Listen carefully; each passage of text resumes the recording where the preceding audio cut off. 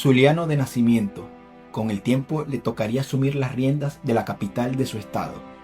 En diciembre de 2021, Rafael Ramírez Colina asumió la alcaldía de Maracaibo respaldado por la Unidad Democrática, liderando una gestión enfocada en rescatar los servicios públicos, promover un liderazgo plural y apostar por la modernización urbana. Sin embargo, el rumbo de su historia cambió abruptamente. El 1 de octubre de 2024, en pleno ejercicio de sus funciones, fue detenido por funcionarios de seguridad del Estado. Una detención que no solo puso fin a su gestión, sino que lo llevó a enfrentar los pasillos oscuros del helicoide. Un encierro que puso a prueba su fe, su fortaleza y su resistencia en el escenario más complejo de su vida. Hoy, tras haber recuperado su libertad, regresa al ojo público.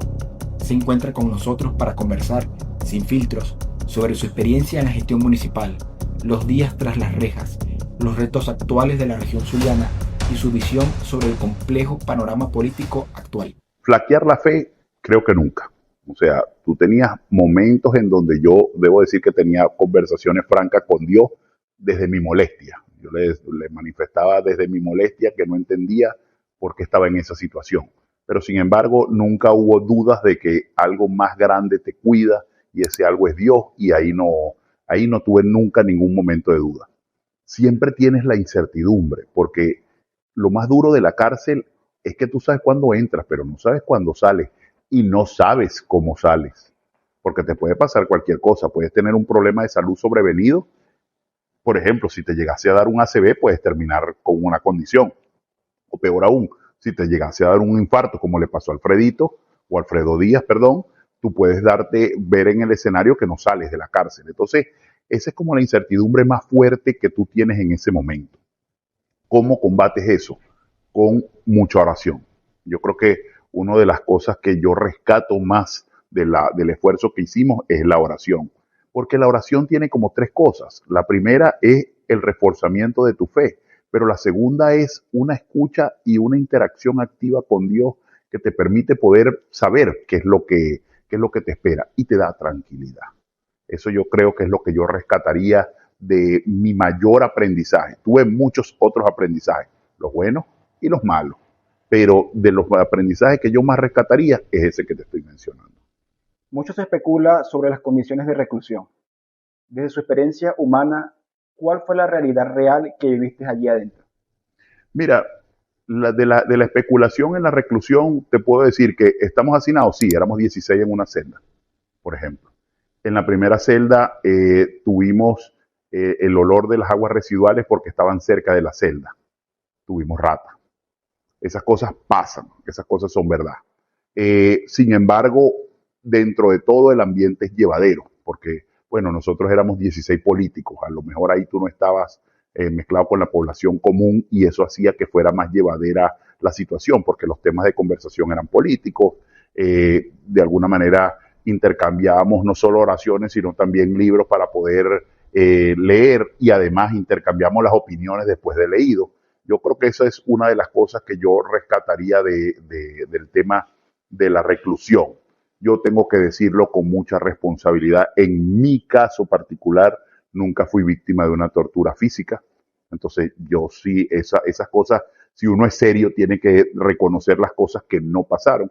Yo sí creo que alguna forma de presión psicológica, tortura psicológica, es que en mi caso, eso también pasó, es que pasé 335 días en el helicoide donde no pude nunca ver a ninguno de mis hijos, ni pude nunca tener la visita de mis familiares.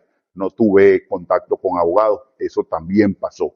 Entonces, así como reconozco que no me maltrataron físicamente, también debo reconocer que en lo psicológico sí te castigan cuando tú no tienes la oportunidad de saber de tu familia. El día a día actual de Rafael Ramírez, tras recibir la libertad plena, ¿cómo es su día a día? ¿Persiste el temor a una nueva detención o a represalias? Mira, yo creo que siempre tienes como ese miedo, pero yo salgo con toda la tranquilidad de saber que me acompaña, ya lo he dicho varias veces, me acompaña Dios y con eso salgo todos los días. Sin embargo, no dejan de tener, porque eso debe ser psicológicamente humano mientras uno se termina de adaptar, no deja uno de tener ciertos miedos en algunos momentos, ciertos temores que te invaden como de repente y no sabes por qué. Eso supongo que debe ser como el coletazo de lo que significa haber estado en prisión. Pero la verdad es que ahorita he estado en la calle, yo en las calles de Maracaibo me siento muy cómodo porque nuestra gente es demasiado amigable, nuestra gente está en todo, te saluda con cariño, te reconoce, dice que rezó por ti, por uno, e incluso mucha gente que ni siquiera nos conocía. Entonces, en la calle yo me siento como pez en el agua. Esa es la verdad. Y no he sentido ningún miedo cuando estoy rodeado de nuestra gente maravina porque es una gente absolutamente maravillosa. No dejo de en algunos momentos que uno viene manejando, o que uno viene llegando o que viene de noche, que uno no le pase algún tipo de corriente ahí. Pero en la calle en sí, con nuestra gente, con nuestra ciudad, eso es una maravilla. Desde la perspectiva de quien vivió la prisión por motivos políticos, ¿cuál es su postura frente a la ley de amnistía? Que es un paso, que es un paso significativo que ha ayudado a muchas personas. Yo creo que nosotros siempre tenemos que ver que a lo mejor algo, que lo perfecto es enemigo de lo bueno, pero al final, mientras vayan pasando cosas, tú vas reuniendo familias, reunificando familias. Cuando una persona que está en el exilio se puede venir a través de la ley de amnistía, reunificaste una familia. Cuando una persona sale de la cárcel y se encuentra con una familia, reunificaste una familia.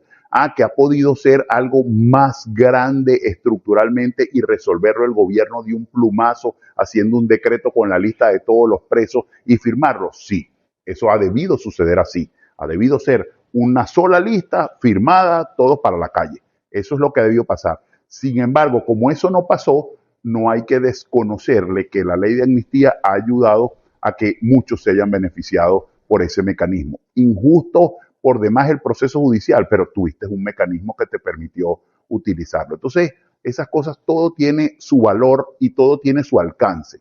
El alcance es limitado, podría decirse que de la ley de amnistía, pero sí alcanzó a una gente, porque aquí no se trata al final de qué alcanza, sino a quién le alcanza. Y esos son personas, son seres humanos. El que regresa es un ser humano. El que sale de la cárcel es un ser humano. Todas las familias que esperan en las dos, tanto el que regresa como el que sale de la cárcel, son familias y son seres humanos. Y yo creo que allí siempre va a ser en positivo que alguien se pueda abrazar por esa ley o por cualquier otra vía. Ahora vamos a conversar un poco sobre el estatus político nacional. Según su opinión, ¿quién lleva el liderazgo nacional de la oposición? ¿Estaría centrado en decisiones políticas que tome María Corina Machado? El liderazgo, en mi percepción y en la percepción de creo que el 80% del país, lo tiene María Corina, sin duda alguna. Eso es una realidad más grande que un templo. Lo dicen las encuestas y lo dice la calle. Se lo comentan a uno cuando uno sale a la calle.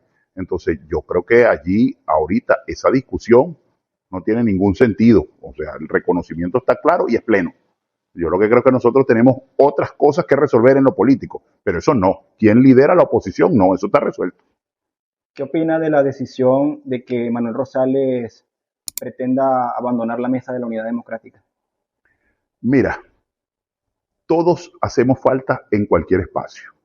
Y aquí lo más importante que nosotros tenemos que tener claro en este momento es que efectivamente la unidad es más grande que los partidos políticos, es más grande que incluso organizaciones individuales. La unidad es un país representado en un 80% de la población que quiere cambio.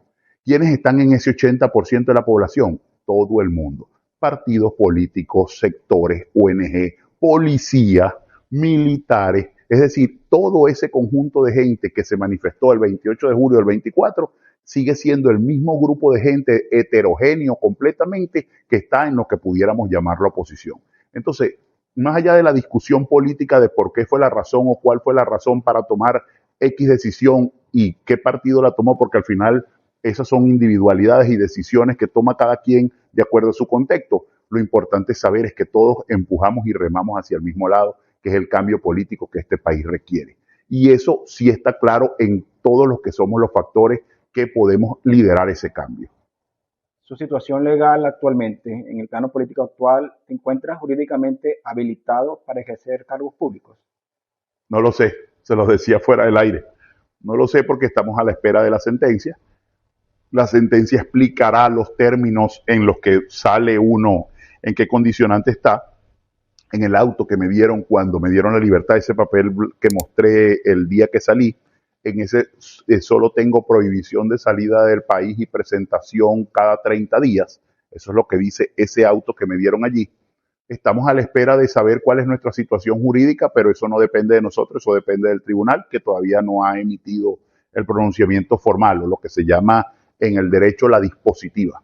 Esa dispositiva no ha salido, entonces cualquier cosa que te diga es inexacta, porque no tengo los términos en los que viene esa dispositiva. El regreso y el partido. Tras el reciente acto en Santa Lucía, se habla con fuerza de su regreso a la política activa en la ciudad. ¿Bajo qué plataforma o partido lo harías? ¿Hay inclinación hacia Unión y Cambio o contemplarías volver a Primero Justicia? Mira, si algo te hace reflexionar la cárcel, es entender dónde eres útil y para qué eres útil. Y yo estoy convencido de que yo soy útil para toda nuestra gente en Maracaibo. Yo estoy convencido de que ahorita nuestro rol tiene que ser aglutinar a la mayor cantidad de gente en este país, en el caso de nosotros, en este municipio, y empujarla a que nos unifiquemos para el cambio. Yo estoy seguro que la discusión político-partidista llegará a un punto en que tiene que darse, pero eso no es lo que en este momento le importa a la gente. Mi situación partidista o cuál es la condición que tenga cada quien en los partidos. ¿Qué quiere la gente? Porque te lo preguntan en la calle, le debe pasar a ustedes como medio de comunicación. La gente está como en una esperanza con incertidumbre. Entonces, por rato te dice que están muy esperanzados, pero que sienten que la cosa no camina tan rápido como es. Esa es la verdadera pregunta de la gente. Entonces, ahí es donde tú tienes que jugar al sosiego y a trabajar para que la gente encuentre ese camino para que tú lo puedas hacer. Entonces, si me preguntas a mí, llegar a la discusión político-partidaria de escogencia, de cargos, de todas esas cosas que se dan en el mundo político, seguramente llegarán. Pero este no es el momento de eso. Yo creo que el momento que está viviendo el país, el Estado, la ciudad, son momentos para atender lo urgente sin descuidar lo importante. Y si tú me preguntas lo urgente, también lo hablamos fuera del aire, la electricidad. Una ciudad, un Estado que se mueve con 5 horas sin luz todos los días, no hay forma de que eche para adelante. Eso es lo urgente. Pero lo importante, ¿cuál es? Intentar seguir presionando para llegar al cronograma electoral. Entonces, resolvamos esas variables, atendamos esas variables y después nos ocupamos de lo otro, que también va a tener su tiempo y también va a tener su momento, pero este no es el momento para que estemos en esa diatriba. Retomando esa pregunta para luego pasar a otra sección, Diosdado Cabello afirmó recientemente en su programa que Abilio Troconis se comunicó con usted para gestionar su retorno a Primero Justicia. ¿Qué hay de cierto en esa afirmación? Mira, yo siempre voy a hablar con todo el que tenga que hablar, pero esa afirmación es inexacta. Esa llamada no ha ocurrido y yo lo que creo es que nosotros, vuelvo a lo mismo, también hay que ver la fuente para ver de dónde sale la información y esa fuente siempre busca confundir y la intención de nosotros más que confundir es ser lo suficientemente claro. Yo estoy aquí en Maracaibo para servirle a nuestros habitantes de las 18 parroquias. Y eso hace que necesariamente uno tenga que tener contacto y hablar con todo el mundo, incluido el chavismo en algún punto de esta historia y si el rol lo necesita. Pero ahorita lo verdaderamente en lo que estamos es en el reencuentro y en la suerte de poder hablar con toda nuestra gente, con todos nuestros dirigentes, explicarle lo que tú mismo me estás preguntando, cuál es mi situación jurídica, hacia dónde voy, hacia dónde estoy caminando. Yo creo que ese es el rol más importante que tiene esto y agradecer, que es a lo otro que me he dedicado. Yo creo que uno tiene que agradecer mucho porque hubo mucha gente que me dice, yo recé por ti y seguramente yo no lo conocía, lo hizo porque lo sentía y estaba de alguna manera encariñado con uno. Entonces, yo creo que ese es el esfuerzo que nosotros tenemos ahorita. El escenario de Maracaibo y Lester Toledo. ¿Qué lectura le das al regreso de Lester a Venezuela y cómo redefine esto el tablero político regional? La lectura que le doy al regreso es que bienvenidos todos los exiliados que se tuvieron que ir o por razones políticas o por razones económicas, pero se tuvieron que ir en contra de su voluntad. Porque yo creo que una de las cosas que más ha afectado al venezolano es que la mayoría no se fue como cuando tú lo tomas como decisión propia, que tú dices, bueno, yo me voy y entonces te mentalizas y tomas la decisión y te vas y entonces no vives tan de guayabo porque, bueno, fue una decisión tuya, nadie te obligó a irse. Pero cuando te vas obligado, por las razones que sean, siempre es mucho más traumático la salida. Entonces, a todo el que retorne para que de alguna manera tenga la oportunidad de reencontrarse con su familia, con sus creencias, con su ciudad, con sus sabores, con sus olores, yo para mí estará bienvenido. Lester, por supuesto que es del Zulia, es de Maracaibo y estamos convencidos de que viene también con la intención de ayudar a ese cambio político en el que todos estamos trabajando. Candidaturas y primarias. Hay fuertes rumores de en los próximos meses, elecciones regionales, municipales. Se comenta que el objetivo de Toledo sería la alcaldía de Maracaibo. ¿Lo consideras un candidato fuerte para la ciudad? Y de ser necesario, ¿estarías dispuesto a medirte unas elecciones primarias para definir un candidato unitario? Eso no es importante. Lo digo hoy 22 de mayo. Más allá de la respuesta que yo tenga para lo político, los demócratas siempre tenemos formas de escogencia y mecanismos y formas como nos vamos a medir para efectos de las aspiraciones y de todo lo que tengamos. Pero el que hoy esté alguien en una discusión absolutamente subalterna, como la de una candidatura o un espacio político sin haber logrado el cambio nacional, no es solo que no conoce el país, sino que por supuesto está alejado de lo que la gente quiere. Y te invito, sal y pregúntale a alguien si a alguien le importa quién va a elegir de alcalde mañana o a quién va a elegir de gobernador mañana. No, la gente puede tener sus preferencias y ya tiene sus corazoncitos. Y en mi caso particular, yo gracias a Dios tengo preferencias y corazoncitos. Pero la discusión aquí ahorita está muy lejos de eso. Y el que se ponga a meterse en ese debate no solo se achicharra, sino que también no está en sintonía con lo que quiere la gente. Entonces, ¿llegará el momento de dar esos debates? Estoy seguro que sí. Y estoy seguro que vendrán. Y esto lo veremos cómo lo medimos. Pero ahorita nosotros, nuestro objetivo primario es lograr el cambio político en este país a nivel nacional para que nosotros podamos empezar a construir el país que todos queremos. Porque el cambio político nacional te genera un efecto cascada que puede resolver o ayudar a empezar a resolver todos los demás problemas. Un cambio nacional te favorece la inversión extranjera y la inversión privada. Un cambio nacional te cambia las reglas de juego a los niveles regionales y locales. Un cambio nacional te permite a ti tener, en el caso de ustedes que son un medio de comunicación, libertad de expresión para poder hacer las entrevistas como ustedes crean que es lo que deben preguntar. Es decir, el cambio nacional es lo principal y es la prioridad. Todo lo demás es subalterno para una discusión que ahorita, a mi juicio, además es absolutamente estéril, porque si las elecciones no son tan pronto, y además la primera elección que viene es la presidencial, yo creo que ahí es donde tiene que estar el foco. Pero si además, si las elecciones municipales o locales son mucho más lejos, imagínate tú cuánta agua tiene que correr debajo de un puente para saber de verdad quién va a ser la opción de qué. Ahora vamos a conversar sobre su balance de gestión y la realidad municipal actualmente en Maracaibo. Durante su periodo como alcalde se percibieron grandes avances visibles en la ciudad. Mirando hacia atrás, ¿qué proyectos o deudas consideras que quedaron pendientes por hacer? Mira, tenemos una que no se ha vencido, que es los 500 años de la ciudad. La ciudad cumple 500 años en el 2029. Esa es una deuda pendiente de transformación, porque no es que vayas a celebrar los 500 años, es que ese día es el primer día de tus próximos 500. Entonces ahí tú tienes que construir y soñar la ciudad que vas a proyectar para el futuro, no solo para mí, sino para ustedes, para los hijos de ustedes, que además son muy jóvenes, ustedes por lo visto. Y entonces eso es lo que queda como deuda pendiente. Creo que tenemos que seguir fortaleciendo el tema de ciudadanía. Nosotros lo arrancamos con la recolección de basura. Cuando nosotros llegamos existía la política del arrime de la basura hacia las calles principales y entonces tú veías que todo era un reguero de basura. Ya cuando nosotros empezamos a construir ciudadanía, la gente le hizo la famosa basura educada, que era la bolsa negra debidamente presentada en el frente de la casa. Esa cultura de ciudadanía tiene que seguir existiendo. Avanzamos con los semáforos, pero todavía tenemos esa discusión de quiénes se tragan los semáforos, porque ahora no solo se lo tragan los carros, sino también se lo tragan los motorizados.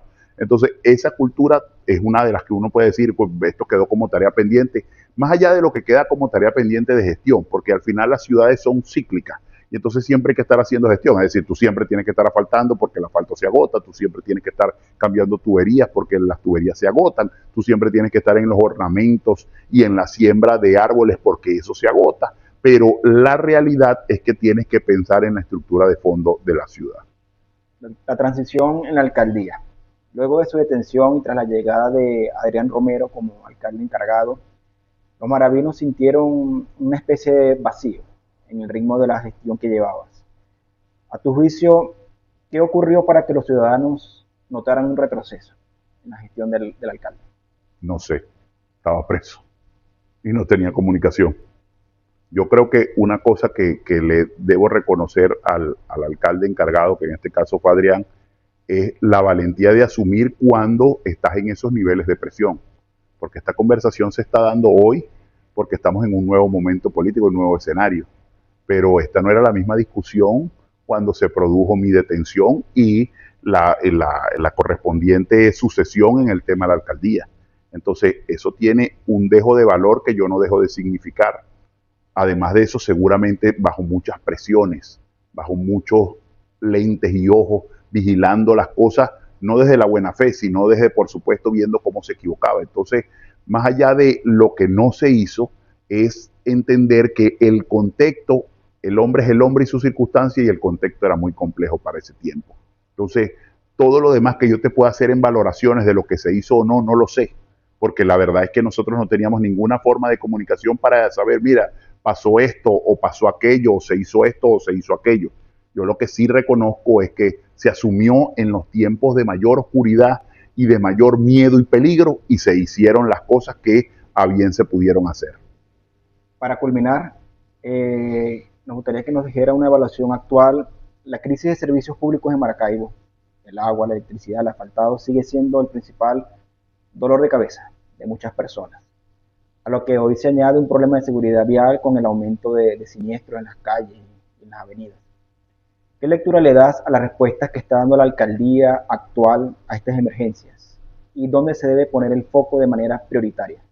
Mira, yo creo que, porque yo no tengo el síndrome ni del diluvio ni del Big Bang, yo creo que, tú sabes que los políticos tienen ese síndrome, que es que el Big Bang es que todo comienza después que ellos llegaron y todo termina cuando ellos se van. Yo creo que se están haciendo algunas cosas que van en mejora de la calidad de los servicios. Nosotros dejamos bastante semaforizada la ciudad, yo diría que en un 60% se ha terminado de completar ese trabajo, y eso ha servido para por lo menos tener señalizada la ciudad. Yo creo que ahí el problema, más que ser de la alcaldía, es también del tema ciudadano, porque hay siniestralidad, bueno, porque no respetas. Si no respetas el semáforo, si crees que tú andas más apurado que todo el mundo, y además de eso, yo que soy motorizado, porque yo lo soy en la práctica, yo sé que los parachoques son las piernas de uno. Entonces, bueno, si yo no voy a cuidar mis piernas, porque yo creo que yo ando más apurado que más nadie, entonces esas cosas fomentan la siniestralidad. Yo creo que en eso se ha avanzado. Ahora, yo te voy a decir algo que lo pongo como ejemplo, porque al final este es el problema de los servicios públicos, y ellos son un solo gobierno, municipal, regional, nacional. Mientras tú no resuelvas el problema de la electricidad, aquí nada puede avanzar a buen ritmo, ni nada va a avanzar a mucho mejor, porque no hay forma de mantener algo equilibrado cuando se te va la electricidad. Y te pongo un ejemplo. Cuando yo caí preso, en el tiempo en el que estuve detenido, murió un papa, pusieron otro papa. Ganamos el Mundial de Béisbol. Se cambiaron presidentes en la mayoría del parte del continente. Le dimos la vuelta a la luna y le pasamos por detrás. Y es que el problema de la luz sigue igualito a como me fui. Cuando me fui habían 4 horas, y ahora cuando regresé hay 5 horas de por medio. Lo único que ha cambiado son los ministros, que van 3 desde el momento en que me agarraron hasta ahorita. Entonces, lo que te quiero significar es que el problema de servicios públicos tiene un problema original, que es no resolver el problema eléctrico. El problema de agua, por supuesto, se agrava por la falta de electricidad. Y bueno, tú lo puedes ver en el tema de las bombas. ¿Por qué estás viendo cola en las bombas? ¿Porque no hay gasolina? No, sí, gasolina sí hay. Lo que no hay electricidad para prender esas bombas. Entonces, ese es un problema de servicios públicos que no se ha atendido. ¿Y qué es lo que yo creo que tienen que ser los 3 niveles de gobierno, ya que se dicen que son todos los mismos? Resuelvan el problema eléctrico. Ahí es donde tienen que estar la inversión en el tema de los servicios públicos, para que pueda venir lo demás por añadidura. Porque si no, nunca va a venir lo demás por añadidura, porque lo que pierdes es capacidad económica. Por ejemplo, el municipio. Si en el municipio abren 100 emprendimientos y tienen que cerrar a final de año, a final de mes, 50 porque no hay electricidad, esa es una plata que dejó de recaudar el municipio en impuestos. Un mensaje final para Venezuela y para el Estado Zulia. Esperanza. Estamos convencidos de que estamos en el camino correcto, avanzando hacia la condición y hacia el tiempo correcto, que es una renovación del liderazgo político que permita la transformación del Estado, del gobierno, que lleguen los que les corresponde porque representan a la mayoría, y eso lo estamos avanzando. Yo creo que el esfuerzo que todos tenemos que tener es un esfuerzo de mantener nuestra esperanza viva y activa. La esperanza viva significa que siempre estés confiado de que aunque no estás viendo las cosas a tu velocidad, están pasando. Y la esperanza activa es que siempre estés pendiente de que podamos reclamar las cosas que ayuden a que eso suceda más rápido. Si nosotros tenemos que exigir que haya un cronograma electoral y lo tenemos que exigir desde las redes, lo exigimos de las redes, pero si lo tenemos que exigir desde la calle, lo exigimos de la calle. Si lo tenemos que exigir desde las instituciones, lo exigimos desde las instituciones. Pero lo cierto es que nosotros tenemos que avanzar hacia allá, hacia que todos estemos confiados de que más temprano que tarde, y que ahora sí estamos más cerca que lejos de lograr el cambio que este país requiere y de verdad meter a Venezuela en el siglo XXI. Yo siempre lo pongo con el mismo ejemplo. Mientras en Japón ya están haciendo maratones de robots, es decir, hay un lote para los humanos y otro lote para los robots, nosotros lo que estamos aquí en este mismo momento en que estamos haciendo la entrevista, ligando que no se nos vaya la luz. Ojo, con reservas y recursos con mucho más probados que lo que pueda tener Japón en sus reservas minerales y en sus reservas naturales. Eso significa que si hacemos las cosas bien, nosotros podemos estar mucho más lejos cuando ya el cambio político que este país requiere llegue.